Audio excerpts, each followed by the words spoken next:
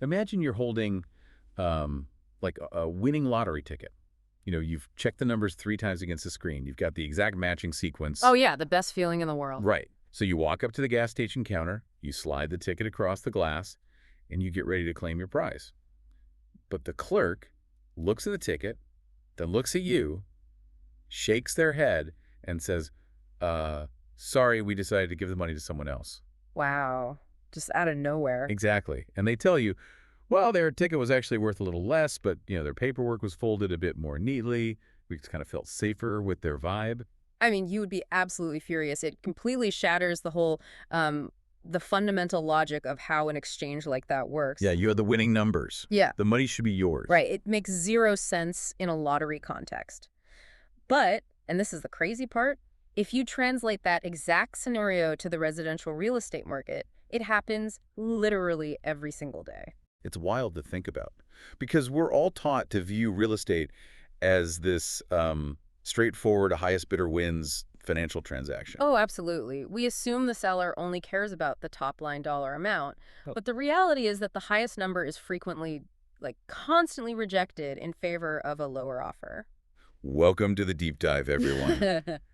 That lottery scenario sounds insane, but as we unpack our source material today, we're going to see exactly how sellers treat their homes, just like that lottery counter. And that rejection, it's really the absolute definition of a broken expectation. Because beneath the surface, accepting an offer on a home is a deeply emotional, highly risk-averse human decision. Sellers are just terrified of making the wrong choice. Right. So if you are listening to this and you have ever been on the receiving end of a phone call from your real estate agent saying the seller chose someone else or another buyer offered more, and you were just left sitting there in the dark wondering what went wrong. Which is an awful feeling, by the way. It really is.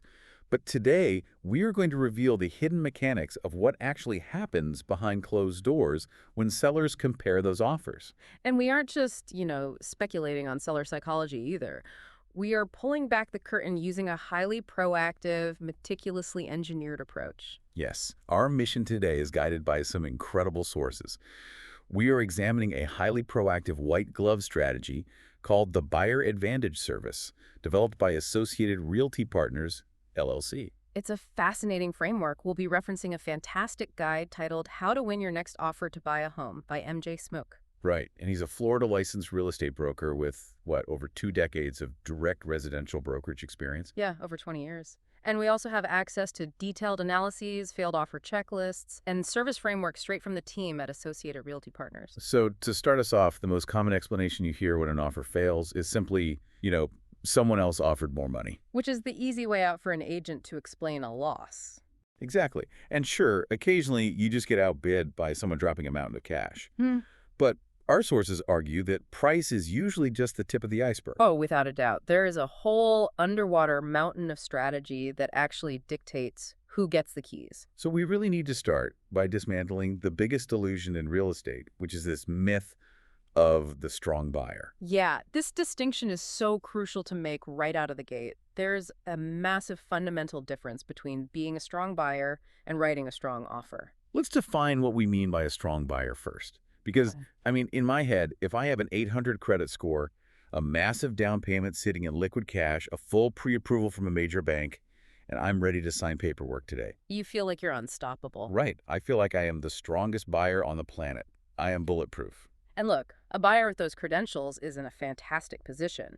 But that same bulletproof buyer can absolutely lose a house if their offer strategy is weak or incomplete. Really, even with all that cash and perfect credit. 100%.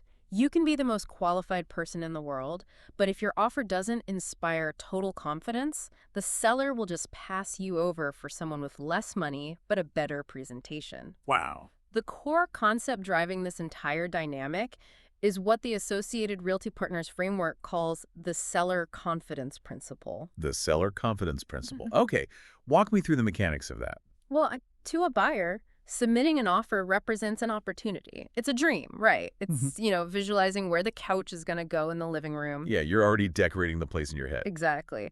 But we have to flip the perspective completely. To a seller, an offer is not an opportunity. It is a massive looming risk. See, that feels counterintuitive to me. I mean, the seller's the one getting hundreds of thousands of dollars. They hold the physical asset. Why are they the ones taking the risk? You have to think about the domino effect that triggers the exact moment a seller signs her contract. The home essentially comes off the active market. Right, the Zillow status changes to pending. Yeah, the showings stop immediately. The open houses they had planned for the upcoming weekend, canceled.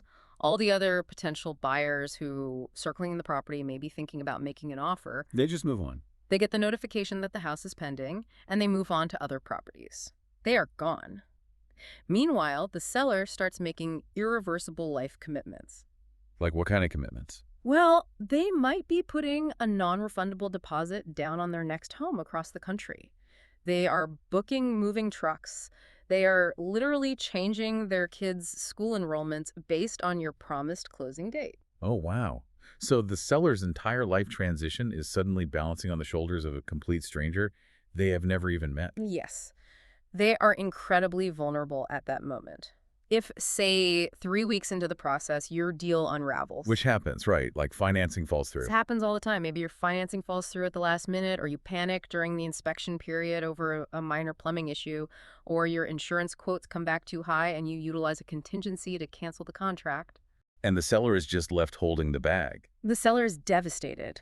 They lose all their momentum. They might actually lose the deposit on their next home. And worst of all, when their current home goes back on the active market, it carries a very specific, highly damaging stigma. Oh, I know exactly what you mean.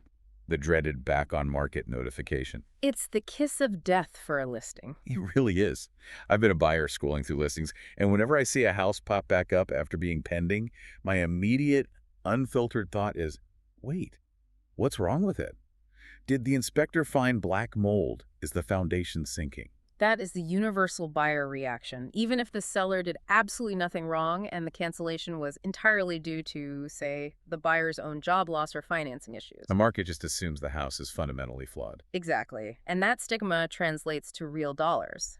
A home returning to the market often sells for significantly less than its original accepted offer. I mean, sometimes costing the seller tens of thousands of dollars in lost equity. Just because the previous buyer flaked out. Right.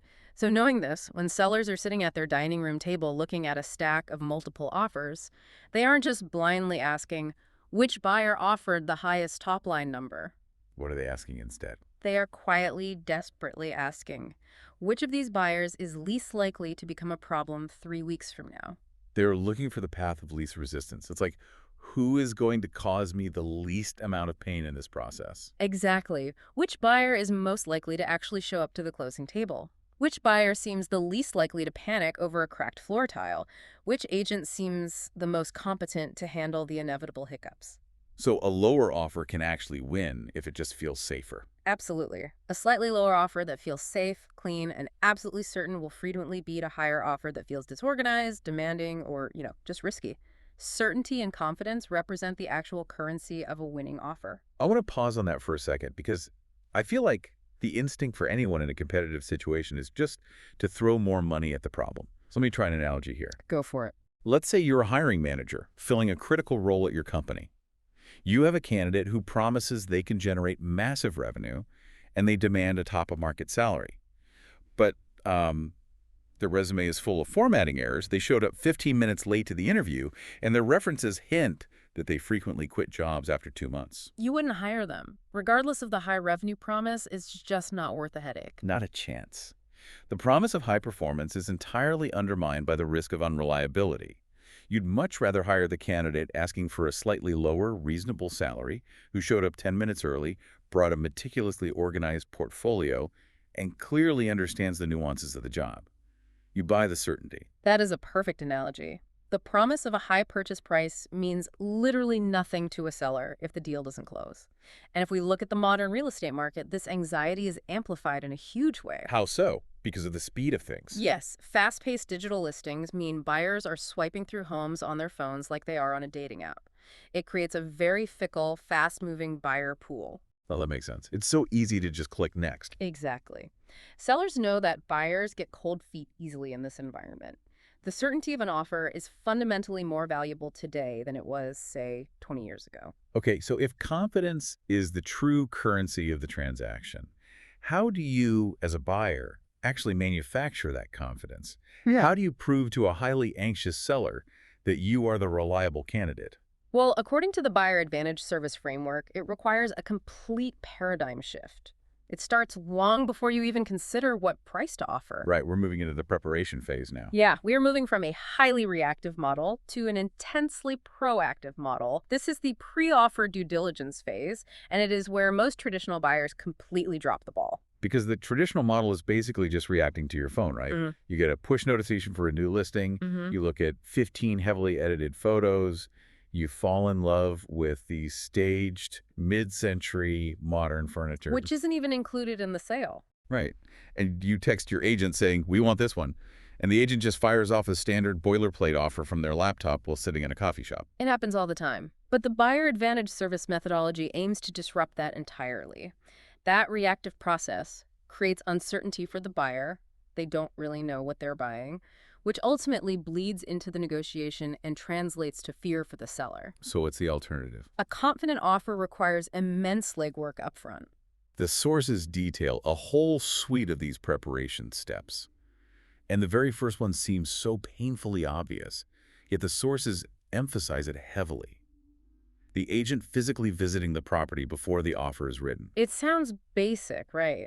But you would be shocked at how many agents write offers remotely without ever setting foot in the home, relying entirely on the lockbox to be opened during the eventual inspection. What's the danger there, though? I mean, I've seen the 3D virtual tour. I know the floor plan. I can see the drone footage of the roof. Do they really need to drive out there? Yes, because online photos and virtual tours are inherently deceptive by design. Deceptive. They are marketing materials. Listing photos are engineered to sell the home, not reveal its flaws. A skilled photographer using a wide-angle lens can make a claustrophobic 10 by 10 bedroom look spacious. Color grading can make a dying brown lawn look incredibly lush. Oh, the wide-angle lenses are the worst. You get there and realize you could barely fit a queen bed in the room. Exactly. But more importantly, digital media cannot show you context. Context is huge. I mean, photos don't capture smells. You can't see that the house has a deeply ingrained odor of pet urine or, stale cigarette smoke that they tried to mask with fresh paint. They also don't capture noise pollution. A house might look idyllic and peaceful on a screen, but an in-person visit reveals it's backed right up against a major highway, or it's sitting directly under a commercial flight path, or the neighbor has 6 barking dogs. You'd never know until you get out of your car. Right. They don't show the weird sloping floor in the hallway that suggests foundation settling. So an agent visiting the property before the offer is written is the ultimate filter. It allows them to identify absolute deal breakers early. Which saves the buyer immense time, emotional energy, and potential appraisal fees down the road. Exactly. And beyond just filtering out bad houses, this has to be about finding negotiation leverage, too. Yeah, how does seeing the house give you leverage? If a knowledgeable buyer's agent walks the property, they are actively looking for leverage points. They might spot deferred maintenance, like an HVAC unit that sounds like a jet engine, or older polybutylene plumbing under the sinks. Things the seller knows about, but didn't put in the listing description. Precisely. They can also spot over-upgrades that the seller is heavily valuing, but the market just won't support. They can only formulate a strategy if they've seen the reality firsthand. And I imagine it helps with a listing agent too, right? Oh, massively. Furthermore, when your agent eventually calls the listing agent and says, I've toured the property personally, my buyers are fully briefed on the physical condition, and we are submitting an offer, that instantly elevates your credibility. You aren't just a random name from the internet throwing darts. You're a serious player who actually understands the asset. Okay, so the physical visit establishes the reality of the structure. But the Buyer Advantage service goes much deeper into the financial reality before the offer even happens. Yes, the financial prep is rigorous. They generate a pre-offer property cost sheet, a home value assessment, and a livability profile. Let's dig into that cost sheet. Because why do I need my agent to build a spreadsheet of costs before I offer? I can see the listing price right there on the screen. Because the listing price is just the entry fee to the amusement park. It doesn't tell you how much the rides cost. Oh, that's a great way to put it. The property cost sheet breaks down the true ongoing monthly and annual cost of ownership. We're talking property taxes, HOA or condo fees, estimated utility costs based on the home's size and age, and crucially, especially right now, insurance premiums. Insurance is the big one. The sources specifically call out markets like Florida as prime examples of where this goes wrong. Florida is the perfect case study for this. In storm-prone areas, property insurance isn't just a minor line item you click agree to at closing. It is incredibly volatile and can completely obliterate your debt-to-income ratio. Just totally blow up your budget. Imagine buying a house the traditional way. You fall in love online, you rush an offer to beat the competition, and the seller accepts. You pop the champagne. Right, you think you're done. But then, 2 weeks later, during your due diligence period, your lender runs the actual insurance quotes and discovers the property is in a newly redrawn high-risk flood zone, and the roof is older than you thought. The insurance premiums are triple what you budgeted. Oh man, that turns a dream scenario into a financial nightmare overnight. And what is the immediate result? You panic. You either have to cancel the contract entirely, sending the seller into that back-on-market tailspin we discussed earlier, or you aggressively try to renegotiate. You go back to the seller and say, I need you to drop the price by $30,000 to offset these insurance costs. Yeah, exactly. And either way, you have become the exact problem the seller was trying to avoid when they chose your offer. You're the risky buyer. But with the Associated Realty Partners approach, your agent pulls those insurance estimates before the offer is ever drafted. Right. You understand the likely holding costs before you commit a single dollar. So when you submit the offer, your agent has the immense power of telling the listing agent, listen, we have already factored in the current tax rate and the estimated insurance costs for this specific ZIP code. My buyer is moving forward with their eyes wide open. That statement alone gives the seller incredible confidence that your financing won't implode over an insurance surprise. It neutralizes one of their biggest unspoken fears. We also mentioned the livability profile. What metrics actually go into that? It's a holistic look at whether the home actually fits your long-term lifestyle, rather than just being a pretty building. It factors in highly practical data. Like what? Walkability scores. Specific commute times during rush hour to your actual workplace. Not just what Google Maps says at midnight. School zone boundaries and ratings. And the historical resale potential of that specific neighborhood. So it's looking past the honeymoon phase of moving in. It's a systemic failsafe designed to stop a buyer from making an emotional, blind offer on a house that will honestly make them miserable a year from now. Look, I hear all of this, and I agree it's incredibly thorough. But I have to push back on the logistics here for our listeners. Sure, what's the concern? Isn't this an insane amount of work to do for a house you might not even win? I mean, we are asking an agent to drive to the property, pull tax records, run insurance estimates, check commute times, and build a dossier, Ugh. all before submitting a bid. It is a lot. In a hot market, you could do all this for 5 different houses and get outbid on every single one. Aren't you just burning time? It is a significant investment of time, which is precisely why many traditional agents skip it and just fire off boilerplate contracts. But let's return to the concept of risk. Okay. Buying a house the traditional reactive way is like buying a used car completely blindfolded. You walk onto the lot, point in a random direction, and hand over a check because the salesman assures you it runs great. Yeah, that is exactly the dynamic. The buyer advantage service method is like hiring a trusted master mechanic.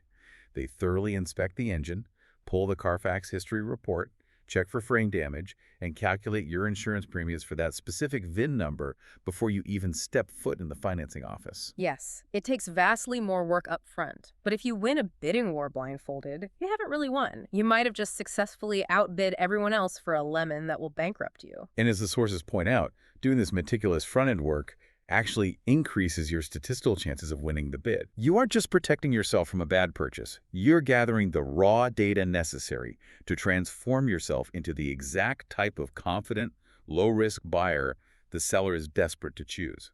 You move from hoping to get lucky to manufacturing your own leverage. So the mechanic has checked the engine, the insurance is affordable, the commute works, the home is a smart, viable purchase. Now it's time to actually construct the offer. This is where it gets really fun. And as the source material makes very clear, filling in the blanks on a standard PDF contract is a recipe for failure. A winning offer requires deep engineering. A strong offer is a strategic document, and that engineering starts before pen even hits paper. It begins with active intelligence gathering.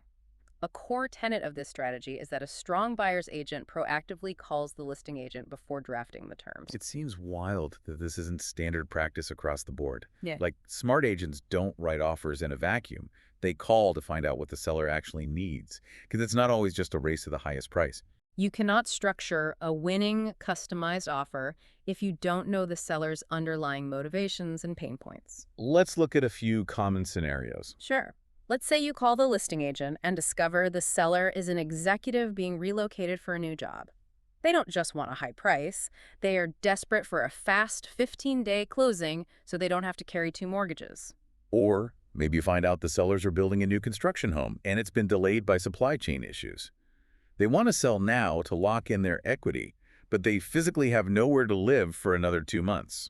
In that case, the winning strategy isn't just offering more money, it's offering a post-closing occupancy agreement, a leaseback. Oh, a leaseback. So you become their landlord for a bit? Exactly. You offer to buy the house, close the transaction so they get their cash, and then rent it back to them for 60 days so their kids can finish the school year without moving into a hotel. You completely neutralize their biggest life stressor. Or consider a seller who recently had a deal fall through because the previous buyer's appraisal came in lower than the purchase price. That seller is going to be terrified of high offers that rely on bank financing. Because they've already been burned. Right. If you uncover that intelligence, you know that an appraisal gap clause is going to be far more valuable to them than just bumping your offer price up another $5,000. If you know these pain points, you transition from being an adversary in a financial negotiation to being a partner who is solving their transition problems. I love that framing. You're a partner solving a problem, Yeah. not an opponent trying to steal equity. Exactly. Let's talk about the actual math of the offer, because the sources bring up a concept called the seller net sheet. Break down the mechanics of a net sheet and why it dictates the winner. Sellers rarely pocket the headline number of your offer. The net sheet is the estimated bottom line cash the seller will actually walk away with after deducting the mortgage payoff, agent commissions, prorated property taxes, title fees, and any concessions or repair credits the buyer is requesting. So if I proudly offer $500,000, the seller isn't taking $500,000 to the bank. Not even close. And this discrepancy is where a brilliant buyer's agent can engineer a victory against a higher bidder. Let's run a hypothetical scenario. Okay, let's hear it. Buyer A submits an offer for $510,000. It looks fantastic on the surface, but buried in the terms, buyer A is asking the seller to pay $10,000 toward the buyer's closing costs. They are also asking for a $5,000 credit to replace the aging carpets, and they are using an agent who charges a slightly higher co-broke commission fee. So that top line $510,000 is bleeding cash before closing. Now, what does buyer B do? Buyer B, using the associated Realty Partners approach, submits an offer for $500,000. It's $10,000 less on the headline price, but it is a perfectly clean offer, zero seller concessions requested. They are taking the carpets as is because they did their due diligence and already budgeted for new flooring. And when the listing agent runs the net sheet for the seller, Buyer B's clean $500,000 offer might actually put equal or even slightly more actual cash in the seller's pocket compared to Buyer A's messy $510,000 offer. that is wild. It mathematically outperforms the higher bid, and it comes with vastly less headache and risk. The Buyer Advantage service trains agents to calculate this likely net result beforehand and explicitly show the listing agent how the clean offer compares in real bottom-line dollars. You make it mathematically irrefutable for the seller to choose your side. This leads into a piece of the strategy that I find absolutely fascinating: offer psychology. The sources discuss price anchoring and the specific tactic of ending your offer in highly unusual precise numbers. Oh, this is a great tactic. So instead of offering $500,000 or $515,000, you offer something like $517,250. My initial reaction is that this sounds like a gimmick. Does this actually move the needle in a negotiation? It does. It is a deeply proven principle of behavioral economics and negotiation psychology. Round numbers inherently feel arbitrary to human beings. They feel like estimates. It's like you just threw a dart at a board. Right. When a seller looks at a perfectly round offer of $500,000, their immediate subconscious thought is, that's just a starting point. If they can do 500 flat, they can probably do 510. Because it's highly improbable that a buyer's absolute maximum financial threshold just happens to land on a perfectly round $100,000 increment. It looks like a guess. Precisely. But an unusual granular number, like $517,250, sends an entirely different psychological signal. It suggests rigorous, thoughtful calculation. It looks like a math equation. It signals to the seller and their agent, this buyer has run the complex math. They have looked at the comparables, they have factored in their exact closing costs down to the penny, and this specific number represents the absolute maximum precision limit of their financial capability. It creates a psychological brick wall. It stops the seller from reflexively countering because it looks like there isn't a single dollar left to squeeze out of you. Exactly. This is heavily utilized in the corporate world, actually. When massive conglomerates acquire other companies, you never see a headline price of a clean $40 billion. It's always something like $44.37 billion. That's right. The deal is won on the net terms, the debt assumptions, and the absolute precision of the valuation, not a random round number. You are essentially bringing Wall Street M&A psychology to a residential living room. And that precise engineering extends to protective clauses, specifically escalation clauses and appraisal gap clauses. Let's unpack the mechanics of those because I know escalation clauses can sound incredibly risky to a buyer. It sounds like you are giving the seller a blank check to just bid you up against a phantom buyer. How does it actually protect the buyer? An escalation clause is a phenomenal tool in a multiple offer situation if constructed correctly. It's like adding an automated bidding algorithm to your offer. How does the algorithm work? Let's say a home is listed at $480,000. You write your base offer at $500,000. But you include a clause that states you will automatically increase your offer to beat any competing bona fide offer by $2,000, up to an absolute maximum cap of $525,000. The key phrase there is bona fide offer. The seller can't just lie and say we have a higher offer, so pay up. They have to prove it. They must produce the competing signed contract to trigger your escalation. This protects you in two ways. First, you don't risk vastly overpaying right out of the gate. If no one else bids, you get the house for $500,000. Which is great. But second, it ensures you don't lose your dream home over a measly $2,000 because someone else happened to guess a higher number. You establish your walkaway number, the $525,000 cap, and let the math do the work. And what about the appraisal gap clause? How does that mechanism function to save a deal? An appraisal gap clause is designed to offer immense ironclad protection to the seller against the bank. Let's say you utilize that escalation clause and win the bidding war at $525,000 for a home listed at $480,000. The seller is thrilled, but they are also secretly terrified. Why? Because the buyer's mortgage lender is going to send out an independent appraiser to determine the true market value of the home. Right. The bank isn't just going to blindly loan you $525,000 just because you promised to pay it. They need to know the collateral is actually worth that much in case you default. Exactly. If the appraiser looks at the neighborhood data and determines the house is only worth $500,000, there is a $25,000 gap. The bank will only lend based on the $500,000 value. Historically, this is where deals explode. Because the money has to come from somewhere. The buyer doesn't have the extra cash, the seller refuses to lower the price, and the contract is canceled. The seller's worst nightmare comes true. But an appraisal gap clause is a written promise included in the offer. It states that the buyer acknowledges the risk of a low appraisal and is prepared to bring extra liquid cash to the closing table to cover the difference between the appraised value and the purchase price up to a certain specified amount. It directly attacks the seller's fear of the financing falling through. It confidently says, even if the bank thinks the house is worth less, we have the reserves to make you whole. The deal will close. It completely neutralizes the risk of the high bid. But as the source material notes, these clauses require deep technical understanding. Many traditional buyer agents avoid them simply because they don't know how to draft them without exposing their client to liability. But when utilized strategically by a professional, they are the defining difference between acceptance and rejection. Absolutely. So we have gathered our intelligence on the seller's pain points. We've structured a beautiful net sheet. We have our highly precise, unusual numbers and our automated escalation and gap clauses. The offer is technically engineered to perfection. It's a masterpiece. But having the right data is only half the battle. If those numbers are presented poorly, the seller will never even look at them closely. The delivery mechanism is just as important as the payload. The psychology of presentation cannot be overstated. In the seller's mind, the quality of the presentation equates directly to the competence of the buyer. First impressions matter immensely when dealing with hundreds of thousands of dollars. Let's paint a vivid picture of this contrast for the listener. Imagine scenario A. It's 7:00 p.m. on a Friday night.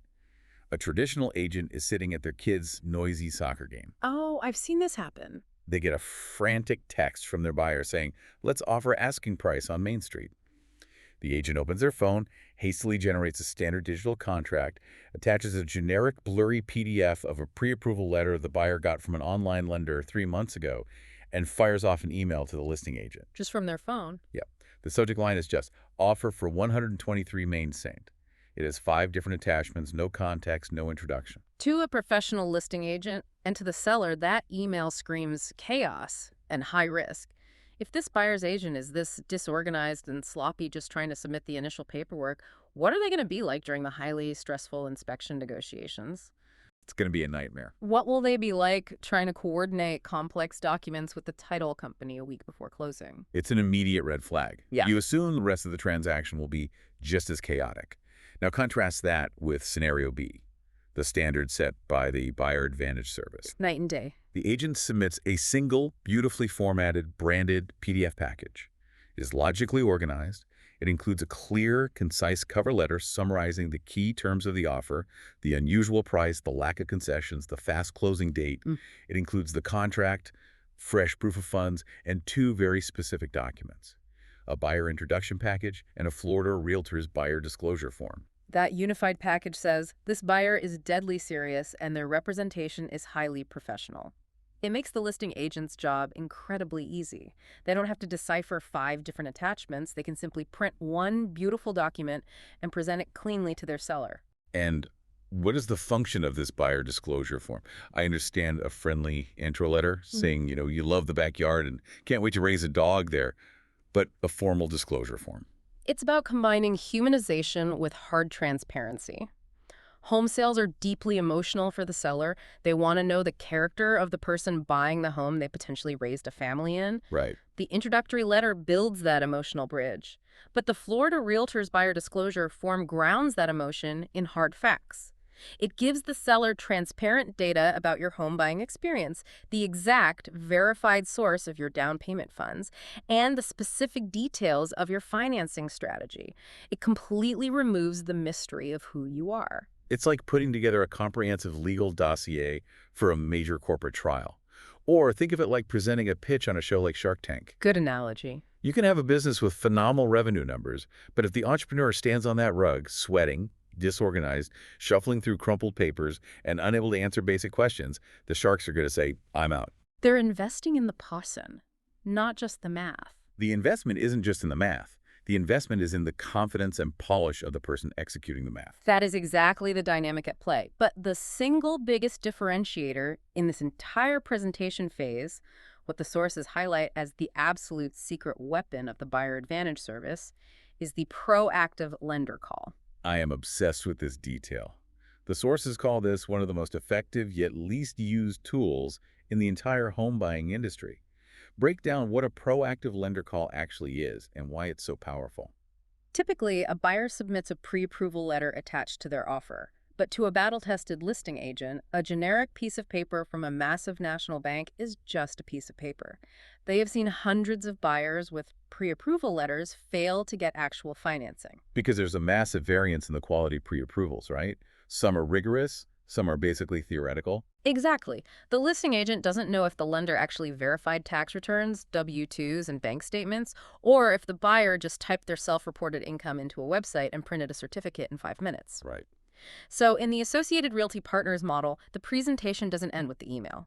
5 minutes after your beautifully organized PDF package lands in the listing agent's inbox, your local loan officer physically picks up the phone and calls the listing agent directly. That is aggressive in the best possible way. Mm. What is the script for that call? What does the lender actually say? It's a statement of absolute assurance. The lender says, "Hi, I am the loan officer for this specific buyer. I saw the offer just came across your desk. I am calling to personally guarantee that this isn't a basic automated pre-approval. Oh, that immediately gets their attention. My team has fully underwritten this file. We have manually verified their income, their liquid assets, their credit history, and their debt-to-income ratio. Furthermore, we have specifically run the estimated taxes and insurance costs for your exact property at 123 Main Street with the buyer." They actually mention the specific property. Yes. They are incredibly responsive, their file is spotless, and I am 100% confident in our ability to close this loan on time without any drama. Boom. Mic drop. The listing agent is just sitting there stunned. It fundamentally rewires the seller's perception of risk. It completely neutralizes financing anxiety. The seller no longer has to wonder if you can actually afford the house. A licensed financial professional just called them directly to stake their reputation on it. It's incredible. Most buyer's agents never ask their lenders to do this, and honestly, most lenders won't volunteer to do extra work. But when a team is coordinated to execute this call, it makes your offer feel safer than a vault. Let's track our progress here. The front-end due diligence is done. The presentation is flawless. The seller likes you. The listing agent respects your agent's professionalism. The lender has personally guaranteed the money. You're in great shape. The seller is sitting at the table, pen in hand, ready to sign. But there is still one giant monster hiding under the bed for every single seller on earth: the inspection period. Oh, yes. The pervasive fear that the deal will completely fall apart 2 weeks later because the buyer's inspector finds a cracked tile, a dripping pipe, or an older water heater. And the buyer uses it to demand a $15,000 credit or threatens to walk away. Which transitions us perfectly to the next critical phase, de-risking the deal for the seller. How do we make the seller feel safe about the physical condition of the house before they even sign the contract? The courses outline a strategy called the Professional Pre-Offer Home Review. Now, I have to push back hard on the logistics of this for our listeners. Let's hear it. Doing an inspection before I even have the house under contract. How does that even work? Are listing agents actually letting inspectors bring ladders and do a 3-hour teardown of the house during a busy Sunday open house? And aren't I just throwing money out the window if my offer isn't accepted? Those are completely valid concerns, and it requires a vital nuance to understand how this is executed. A professional pre-offer home review is absolutely not a full, exhaustive 3-hour inspection where someone is crawling deep into the ductwork or running a camera scope down the main sewer line. So what exactly is it? It is a limited, highly targeted, visible condition check, usually performed very quickly prior to offering. Often, an experienced agent trained in the buyer advantage service methodology can perform a significant portion of this visual check themselves, or they bring in a professional for a rapid 15-minute walkthrough during a standard showing. Just a quick sweep. The goal is not to find a dripping faucet. The goal is to eliminate the obvious, glaring, massive red flags. You were looking for the $20,000 problems, not the $50 problems. Exactly. You are looking at the age and condition of the roof from the ground. You are looking for visible water stains on the ceilings that indicate active leaks. You are checking the manufacturing dates on the HVAC system and the water heater. You are looking for obvious foundation cracking. The big ticket items. These are the major structural flaws that typically cause a buyer to panic and cancel a contract 3 days after acceptance. I see the value in protecting the buyer from a total disaster. But how does this limited review actually strengthen the offer to the seller? Because it empowers your agent to submit the offer and say to the seller, we have already had a professional eye evaluate the visible condition of the home. We already know the roof is 15 years old and nearing the end of its life. We know the AC unit is older. We aren't going to be shocked by this later. We are not blind to these facts. We have factored those impending costs into this specific offer price. We're moving forward knowing the condition, and we are not going to use the formal inspection period to try to nickel and dime you for things that are already obvious. That is brilliant.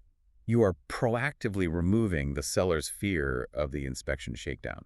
You are assuring them that the price on the paper is the real price, not just a placeholder until you demand repair credits. Exactly. Now, to be clear, you are still maintaining your standard contractual inspection period to look for the hidden issues like termite damage inside the walls or electrical faults. You are not recklessly waiving your fundamental rights to a safe home. Right, you aren't being stupid about it. But you are strategically showing the seller that you are a mature, realistic buyer who understands the difference between a major hidden defect and standard wear and tear.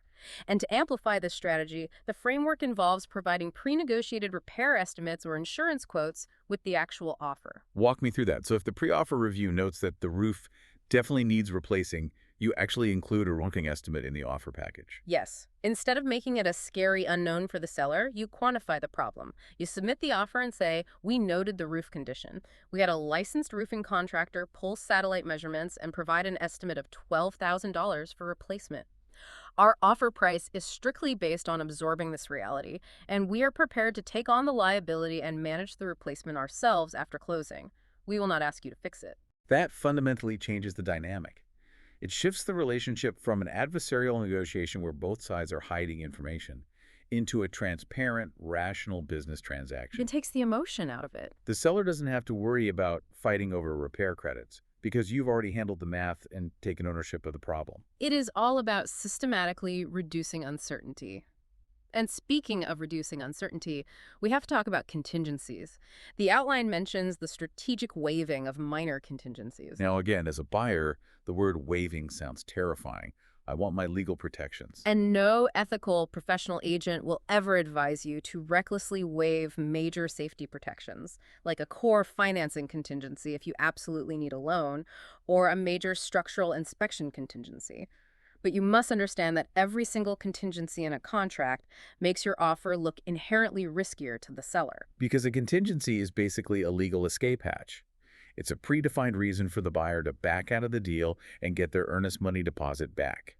More escape hatches equals more anxiety for the seller. So the strategy is to meticulously comb through the contract and make the offer sleeker by waiving the minor things that don't actually expose you to ruin. Give me an example. For example, if your lender confirms they do not require a new property survey to issue the loan, you can confidently waive the survey contingency. If the seller has already proactively provided a recent clean termite inspection report from a reputable local company, you might choose to waive your own termite contingency. Waiving those small items gives the appearance of extreme confidence and deep commitment to the deal without actually jeopardizing your financial safety. You trim the fat off the offer to make it aerodynamic. Sleek, fast, and certain. Now we have to address reality. Even with this immaculate, highly engineered approach, sometimes you still lose. It happens. A cash buyer comes in $50,000 over asking price, and the seller simply takes the money. But the buyer advantage service doesn't just fold up the tent and go home. They execute a backup offer strategy. I've always viewed backup offers cynically, I'll be honest. They feel like a polite participation trophy. You lost, but sign this paper just in case. Do they actually work? They are an incredibly potent secret weapon in today's volatile market. Think about everything we've just discussed for the last 40 minutes, how easily traditional buyers panic, how frequently poorly vetted financing fails, how often sudden insurance hikes kill a deal. Primary contracts fall through all the time. People get cold feet. They wake up at 3 a.m. terrified of a 30-year mortgage and find a way out. Exactly. If your backup offer is already fully negotiated, signed by all parties, and sitting legally in the second position, the absolute second that first buyer drops out, you are instantly the primary contract. You are the winner. You just slide right into first place. You completely bypass having to renegotiate terms, and more importantly, you prevent the seller from putting the home back on the open market and triggering a brand new bidding war with 50 other people. Being first in line for the rebound is a highly effective, incredibly low-stress way to secure a home. Okay, let's step back and look at this architecture we've built. The proactive due diligence, the deep intelligence gathering, the engineered net sheets, the flawless presentation, the lender phone call, the strategic de-risking. Every single piece of this is designed to secure the physical asset. It gets you the keys. It wins the battle. But the developers of this strategy, Associated Realty Partners, recognize that getting the keys is only the first phase of home ownership. Securing the home is wonderful, but ensuring that the home is actually affordable, structurally sound, and protected long after you move in is just as critical to your long-term wealth. Which brings us to the final and perhaps most vital phase of the methodology, the affordability playbook and the white glove protection package. Because, let's be honest, winning a fierce bidding war feels like a massive victory on Friday. But it feels like a Pyrrhic victory on Monday if you realize you are suddenly house poor, your mortgage rate is strangling you, and you are drowning in unexpected repair bills. Winning at the wrong price, or with the wrong financing, is worse than losing. The buyer advantage service extends far beyond just securing the contract. It includes a comprehensive affordability negotiation strategy. The sources specifically highlight rate buydowns, with interest rates being the massive looming concern for buyers right now. Explain the mechanics of a buydown. A rate buydown strategy is a powerful financial lever. It involves negotiating with the seller to pay for discount points upfront at closing, which permanently or temporarily reduces your mortgage interest rate. Wait, I need to wrap my head around that. The seller is essentially paying cash to lower my interest rate for the life of my loan. Yes. Your agent strategically writes the offer in a way that requests seller-paid concessions specifically earmarked for this purpose. Let's run the math to show how impactful this is. Let's say you have a $500,000 loan at a 7% interest rate. Your principal and interest payment is roughly $3,326 a month. Okay, I'm with you. If your agent negotiates for the seller to pay for discount points to buy the rate down to 6%, your monthly payment drops to $2,997. You just saved over $300 a month. That's nearly $4,000 a year in savings. For the next 30 years. And it cost you nothing out of pocket because the seller funded the concession. And what makes the Associated Realty Partners approach unique here is that they introduce buyers to specific lending partners who will actually match a portion of the seller's contribution toward those discount points. So you get a multiplier effect. The seller contributes, the lender matches, and your rate plummets. It dramatically alters your long-term affordability. They also aggressively negotiate general closing cost concessions, like having the seller pay for title policies or transfer taxes to minimize the actual out-of-pocket cash you're required to bring to the closing table. Keeping cash in your pocket is vital for what happens after you move in, which leads me to what really caught my eye in these source documents, the post-closing protection. Associated Realty Partners offers a complimentary white glove protection package. It's a game changer. When I first read this, it honestly sounded almost too good to be true. Let's walk through the specific components of this package, starting with their approach to inspections. Even though the strategy might involve that limited visible condition pre-offer review we discussed earlier, after your offer is officially accepted, Associated Realty Partners ensures you receive a professional whole-house home inspection by a top-rated, deeply vetted company. A real deep dive inspection. And crucially, in markets like Florida, this exhaustive inspection includes a 4-point inspection and a wind mitigation report. I hear those terms thrown around a lot in coastal real estate. What exactly are the 4 points, and why is the wind mitigation report so critical? The 4-point inspection zeroes in on the 4 major systems that insurance companies care about most: the roof, the plumbing, the electrical system, and the HVAC. They want to know the age, condition, and remaining lifespan of these core components. And the wind mitigation. The wind mitigation report specifically documents the storm-resistant features of the home, how the roof is attached to the walls with hurricane clips, the presence of secondary water resistance barriers, and the impact rating of the windows and doors. And having these specific certified documents in hand can alter your insurance premiums. Drastically. A strong wind mitigation report can cut your insurance premium in half in certain coastal areas. Associated Realty Partners doesn't just hand you the reports. They actively submit these documents to their network of carriers to generate competitive, instant insurance quotes for you, completely eliminating the legwork and ensuring you get the absolute best rate based on the home's safety features. That handles the catastrophic weather risk. But what about the day-to-day anxiety? Let's say I close on the house. I've spent a massive chunk of my savings on the down payment. I move my furniture in. And on day 45, right in the middle of summer, the HVAC system catastrophically fails. That scenario is the ultimate post-closing nightmare for a new homeowner. To combat this exact anxiety, the Buyer Advantage service includes a 100-day settling-in home warranty. How does that work? It provides comprehensive coverage for the entire home after closing. It covers sudden roof leaks, necessary mold remediation, undiscovered structural issues, and the failure of major systems like the electrical panel, the HVAC, and the built-in appliances. So you essentially have a 3-month financial buffer zone where you are entirely protected from unexpected breakdowns while you rebuild your savings and settle into the home. It's an incredible safety net. But the protection package goes even further. They offer a buyback guarantee. I have to stop you there. A buyback guarantee on a piece of real estate.